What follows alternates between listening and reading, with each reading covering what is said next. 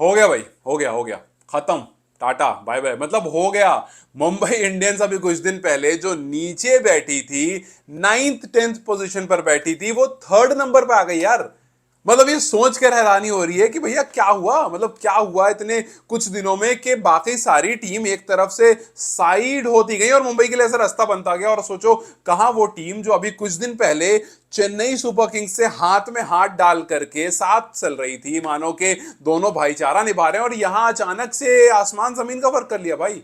मतलब एक तीन पर बैठी है और एक कहां नीचे टेंथ पर बैठी है। मैंने इस बारे में पहले भी बात की थी और हमने डिस्कस किया था इस बारे में कि भैया एक बार मुंबई इंडियंस अगर अपने फॉर्म में आ गई तो फिर बाकी टीमों के लिए दिक्कत है। देखिए चेन्नई सुपर किंग्स के खिलाफ भी 15.4 ओवर में चेस डाउन कर लिया, 9 विकेट से जीत गए। आज सनराइजर्स हैदराबाद के खिलाफ भी 15.4 ओवर में चेस डाउन कर लिया, 7 विकेट से जीत गए। मतलब ये सिर्फ जीत नहीं रहे, ये अपना नेट रन रेट भी दुरुस्त करते हुए चल रहे हैं कि भैया 4-5 ओवर पहले जीतते जाओ, नेट रन रेट अच्छा करते जाओ और ऊपर जाते जाओ। लेकिन आज हुआ क्या, ये मुझे बिल्कुल समझ नहीं आया। आज वाली एसआरएच का हाल थोड़ा ज्यादा ही खराब लग रहा था। वो ईशान किशन का डिसमिसल, भाई ऊपर वाला ही जाने कि क्या हुआ। ईशान कितना मतलब फॉग हेड हो गए थे, कितना ज्यादा उनका ब्रेन फेड हो गया था कि उन्हें समझ में ही नहीं आया कि भाई आउट हूं नहीं हूं, अगर हूं तो जाऊं रुकूं। किसी को समझ नहीं आया, किसी ने अपील नहीं करी। इनफैक्ट अंपायर ने ऐसे हाथ उठा के वो कंफ्यूज कि करूं क्या, मैं आउट दूं ना दूं, क्या करूं। फिर ईशान ने कहा कि अब तो मैं निकल ही चुका हूं तो अब जाओ। लेकिन फिर आगे स्निको में कि भैया कुछ भी टच नहीं हुआ था। पता नहीं भाई क्या हो रहा है, लेकिन मुंबई के लिए बढ़िया हो रहा है। कप्तान हार्दिक पांड्या के लिए बढ़िया हो रहा है, रोहित शर्मा के लिए बढ़िया हो रहा है। भाई रोहित शर्मा वापस आ गए फॉर्म में, दो back to back half century लगा दी। 9 साल के बाद ऐसा हुआ है जब दो back to back half century लगा दी है। सूर्य कुमार यादव एक अलग फॉर्म में दोबारा से चल रहे हैं, जसप्रीत बुमराह भी रिकॉर्ड विकॉर्ड बनाते हुए चल रहे हैं, और जो एक इंसान बच रहा था आने के लिए, ट्रेंट बोल्ट, वो भी आ गया। मतलब एक की कमी लग रही थी कि भैया बोल्ट ना कहीं चल के आ जाए। बोल्ट भी आ गए, चहर कर ही रहे हैं अपना काम। और कौन बचा, जैक्स, वो भी कर रहे हैं। तो मतलब मुंबई इंडियंस जो है वो कुल मिलाकर के अब वापस से उसी ओल्ड वे में आ चुकी है जिस मुंबई इंडियंस को आप जानते थे, जो बाकी टीमों के लिए खतरा बनी रहती थी। और अगर इसी तरह से रोहित शर्मा की फॉर्म चल गई ना भाई, तो मैं बता रहा हूं रोहित शर्मा के साथ साथ मुंबई इंडियंस की आधी से ज्यादा प्रॉब्लम तो यही सॉल्व हो जाएगी। मतलब उनको आज ज्यादा टेंशन लेने की, अरे रोहित है ही ऊपर, वो आधा काम तो वहीं पर खत्म कर देगा। और आज जिस तरह से रोहित शर्मा ने किया, मतलब मुझे वो वाला ऐड याद आ गया। आपने ऐड देखा वो वाला जहां पर हार्दिक, सूर्य और रोहित बस में बैठे रहते हैं और वो कहते हैं कि भाई टैटो के बारे में बात हो रहा होता है। रोहित कहते हैं कि यार मैं तो टैटो नहीं बनवाता।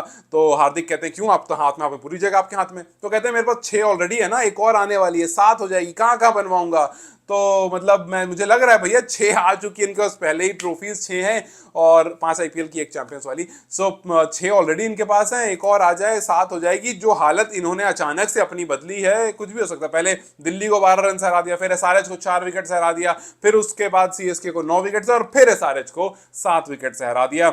सो अब मुंबई इंडियंस जो है उनकी 4 कंसेक्यूटिव विन हो चुकी है। और रोहित शर्मा की 2 back to back half century, 45 ball में 76 not out Chennai Super Kings के खिलाफ थे, 41 बॉल में 70 नॉट आउट जो है वो आज एसआरएच के खिलाफ। और जैसा मैंने बताया कि ये दो जो back to back half centuries है वो 9 साल के बाद आई है। तो बस आप समझ लो कि रोहित शर्मा अगर टिपिकल वाले फॉर्म में आ गए तो खतरनाक हो जाएंगे। और इनफैक्ट मुंबई इंडियंस के लिए रोहित शर्मा ने अब सबसे ज्यादा सिक्सेस लगा दिए।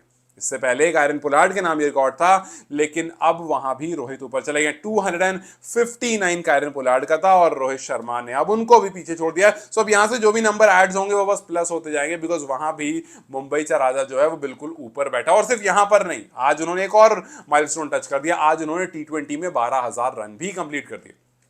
ये जो माइलस्टोन्स है ना, ये आपको पुश करता है, आपको बूस्ट करता है। और रोहित शर्मा जैसे खेले खिलाए खिलाड़ी अगर इस तरह के माइलस्टोन टच करते हुए निकलेंगे तो मुंबई चाहेगा कि भैया आप इसी तरह से चलते रहो, बिकॉज हमें चाहिए था एक अच्छा ओपनिंग पेयर और हमारे पास था, बस आउट ऑफ फॉर्म चल रहा था। लेकिन आज जब रोहित के का बल्ला एक बार फिर से, आप याद कीजिए परसों मतलब 2 मैच छोड़ करके तीसरा वाला मुंबई वाला मैच, जहां पर हमने इस बारे में बात की थी कि यार मुंबई, रोहित शर्मा थोड़ा सा बैट वैट चला है, 3 छक्के लगाए, फॉर्म में आ सकते हैं, ऐसा लगा उनको देख करके। करके फिर अगले मैच में 76 कर दिया। हमने कहा भैया ये फॉर्म में आ गए, अगले मैच में फिर 70 कर दिया। हमने कहा भैया अगर ऐसे रन आते रहे तो मामला जो है वो काम तमाम हो जाएगा। सो रोहित शर्मा ने आज अपने 12,000 रन भी कंप्लीट कर लिए। अब वो सिर्फ विराट कोहली से पीछे हैं फिलहाल। अगर इंडियंस की आप बात करोगे तो विराट कोहली के पास टी20 में 13,208 रन है और रोहित शर्मा के पास टी20 में 12,006 रन हो चुके हैं फिलहाल। So yes, Rohit Sharma second Indian बन गए हैं 12,000 क्रॉस करने वाले टी20 हिस्ट्री में। एंड ऑब्वियसली दो गोट्स हैं जिन पर काफी बार लोगों ने ये कहा कि भैया उम्र हो गई है, बूढ़े हो गए हैं,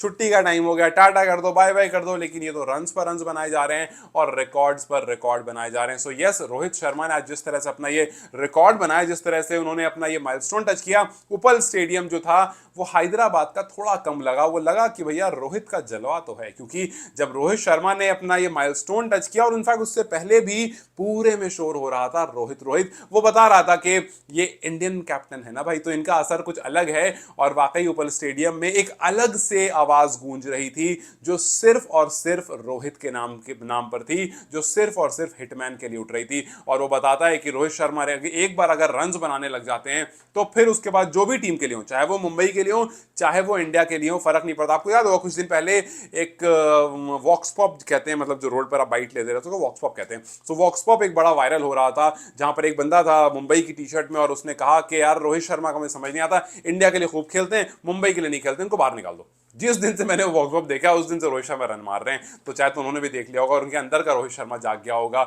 और उनके साथ साथ एक सूर्य कुमार यादव है भैया, वो अलग जागे रहते हैं। मतलब इस सीजन तो उन्होंने कमाल कर रखा है यार। आते हैं 20-25 सीजन की पारी खेलते हैं तो भी काफी इफेक्टिव रहती है, और अगर थोड़ा तेज कर देते हैं तो वो तो खैर। सोचो 19 बॉल में 40 नॉट आउट, जरूरत नहीं थी इसकी, बिल्कुल जरूरत नहीं थी, इत्मीनान से जा सकते थे, लेकिन उन्होंने कहा नहीं यार, अपने पास एनआरआर अच्छा करने का मौका है तो क्यों हम उसको छोड़ें, क्यों हम उसको जाया करें, चलो इस बार एनआरआर के लिए खेलते हैं। 19 बॉल्स में 40 नॉट आउट, पिछले मैच में 30 बॉल में 68 नॉट आउट खेला था, उससे पहले 15 में 26, उससे पहले 28 में 40, 26 में, मतलब वो लगातार खेल रहे हैं और बता रहे हैं कि क्यों he is one of the best टी20 बैटर इन द वर्ल्ड। और सिर्फ इतना ही नहीं, और सिर्फ मुंबई ऊपर नहीं जा रही, सूर्या भी ऊपर जा रहे हैं। सूर्या फिलहाल ऑरेंज कैप की लिस्ट में तीसरे नंबर पर आ गए। बताओ, कहीं थे आसपास भी नहीं थे ना, वो धीरे धीरे धीरे सुपड़ी में ऊपर चलते हुए पहुंच गया। अब और सिर्फ तीसरे पर नहीं आए, 4 रन पीछे हैं जो बंदा दूसरे पर उससे, निकोलस पुरन से सिर्फ और सिर्फ 4 रन पीछे है। 377 निकोलस पुरन का, इनका 373 है। 4 रन और मार देंगे तो निकोलस पुरन से भी ऊपर निकल जाएंगे, अगर अगले मैच में पुरन ने रन कुछ खास नहीं बनाए तो धीरे धीरे टीम भी चढ़ रही, धीरे धीरे प्लेयर्स भी चढ़ रहे हैं, और धीरे धीरे जसप्रीत बुमराह भी अपने रिकॉर्ड को लेकर के, इनके भाई अब आप बाकी लोग कर रहे हैं तो वो भी करेंगे ना कुछ। बुमराह भी अब मुंबई के लिए सबसे ज्यादा विकेट लेने वाले आईपीएल में हो गए, 170 विकेट उन्होंने ले ली। तो मैं इसीलिए कह रहा हूं भाई, मुंबई जो है ना वो ओल्ड फैशन में वापस आ रही है। सूर्या चल रहे हैं, जसप्रीत बुमराह का अपना धीरे धीरे कमाल दिख रहा है, थोड़े रन जरूर खा गए बट धीरे धीरे उनका कोई वो नहीं हुआ, एक आध मैच में अपना कमाल कर देंगे और वहीं पर काम हो जाएगा। बोल्ट आपको वापस आ गए, बाकी जो और खिलाड़ी हैं वो चल ही रहे हैं, और नीचे वालों को तो मौका ही नहीं मिल रहा है। ये जो मैच जीत रहे हैं ऊपर से ही जीत जा रहे हैं, तो नीचे वालों को ज्यादा मौका ही नहीं मिल रहा है। सो यस, बाकी टीमों को जरा संभल कर रहना पड़ेगा, क्योंकि अगर इस तरह की पारी आती रही मुंबई इंडियंस की तो फिर मुश्किल हो सकती है। और फिर जो टीम अभी 10th पर दिख रही थी, 9th पर दिख रही थी, वो ऊपर आ गई, मतलब वो क्वालिफाई करने में भी ज्यादा टाइम नहीं लगाएगी। वही अगर आप एसआरएच की तरफ देखें तो भैया आज तो बड़ा कलेशी दिन था उनके लिए, बहुत तरह की बातें हुई, कुछ ने कहा फिक्सिंग, कुछ ने कहा कुछ, बहुत तरह की बात हुई। जब एसआरएच की नहीं चल रही थी तो सोशल मीडिया पर खूब सारी बातें चल रही थी कि देखो मुंबई इस हिसाब से गेम करने लगी, खासकर जब ईशान किशन का विकेट गया तो बहुत सारी बात हो रही कि यार ये क्या हुआ, मतलब ईशान ना किसी ने अपील किया, अंपायर भी शुरू हो गए ईशान को देख करके, मतलब बहुत तरह की बात हो रही, लोग अपना अपना एंगल लगाने लगे उसमें। लेकिन आप भाई कुछ भी करो, मतलब क्या ही कर सकते हैं आप।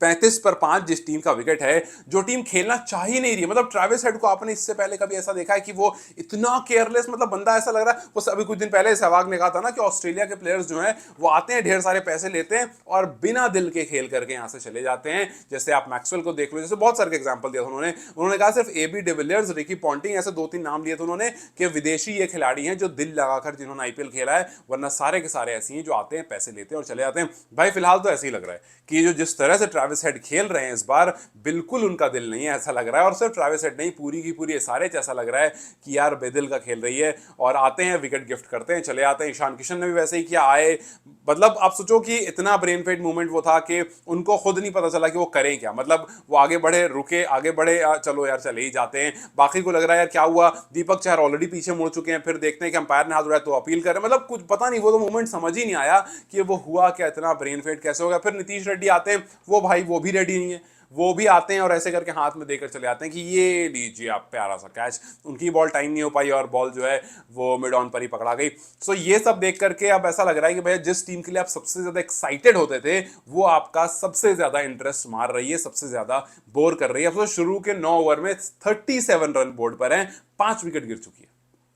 कौन देखेगा? वो तो क्लासन का शुक्रिया अदा करो कि उन्होंने थोड़ा सा मैच में जान डाल दी। अगले 11 ओवर में 106 रन लगे। शुरू के 9 ओवर में 37 रन, अगले 11 ओवर में 106 रन बोर्ड पर लग जाते हैं। अभिनव मनोहर और हेनरी क्लासन की वो जो पार्टनरशिप आती है उसने जाकर के इज्जत बचा ली। एंड टेक अ बाउ यार हेनरी क्लासन, आपने ही करा है जो करा। 71 रन की पारी, 44 बॉल्स में 9 चौके 2 छक्के। 35 पर 5 जब था तब क्लासन बैटिंग करने आए थे और उन्होंने 19th ओवर आखिरी बॉल में जाकर के आउट हुए थे वो, तो उन्होंने अपना काम पूरी तरह से कर दिया था और बोला इससे ज्यादा मैं नहीं कर सकता हूं, ये लो यहीं तक आपकी इज्जत बचा सकता हूं।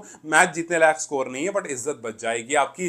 जिस तरह से आज एसआरएच ने एक बार फिर से बैटिंग डिस्प्ले करा, अब ये तो समझ में आ गया कि भैया एसआरएच ने जो पिछले साल करा था उसको लेकर के सब टीम अपना अपना होमवर्क बहुत अच्छे से करके आई है कि भैया एसआरएच को कैसे गुमराह करना है, और सारी टीम बहुत सक्सेसफुली वो काम कर भी रही है और एसआरएच उसका अभी तक कोई भी तोड़ नहीं निकल पाया है। क्योंकि भैया आप एक माइंड फ्रेम से आए, बहुत अच्छे माइंड फ्रेम से आए, पिछले साल आपने उस पर काम भी किया, बट नेक्स्ट सीजन जब आए तो उसका एंटीडोट तैयार था, उसका जवाब लोगों के पास तैयार था।